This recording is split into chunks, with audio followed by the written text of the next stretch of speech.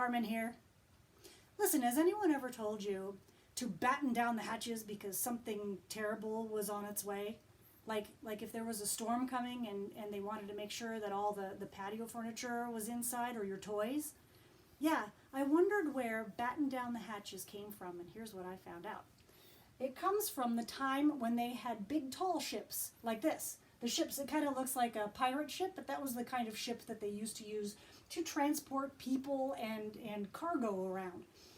Probably starting around the mid-1400s, although the real written evidence of this comes from about 1750. So, these kinds of ships, they would carry big things, and you can't exactly just, stick them in through the side of the ship. So they had holes called hatches that were in the middle of the deck. Now, if I was a bird, I'm going to be a bird sitting up there. Whee, hello, bird. If I was a bird sitting up on top of that mast and looking straight down, this is the deck that I would be seeing. So this is the ship, and it's surrounded by water. And so this is the floor of the ship, and that's the hatch. And so you could see that having a hatch, a big hole like that in the middle of the floor, would be a dangerous thing.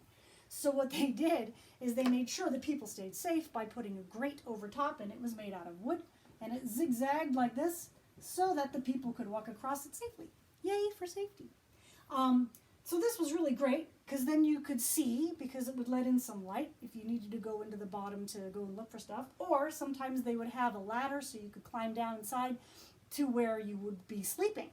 But it's not so great when there was a storm coming, because a storm would bring waves right over the deck and all the water would seep in through the holes, and then it would gather in the bottom and sink the ship, and that is bad.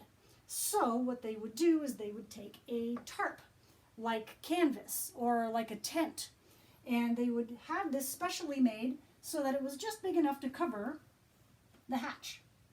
And then what they had was they had batten. And batten is the beautiful French word for stick.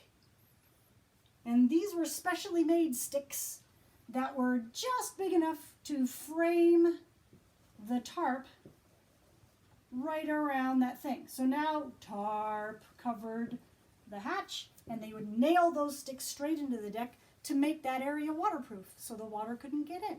So there they go. They battened down the hatches, and batten, the way that we say it now, is spelled differently because they used to spell things differently back then. And that's how it just became to be. Now you know.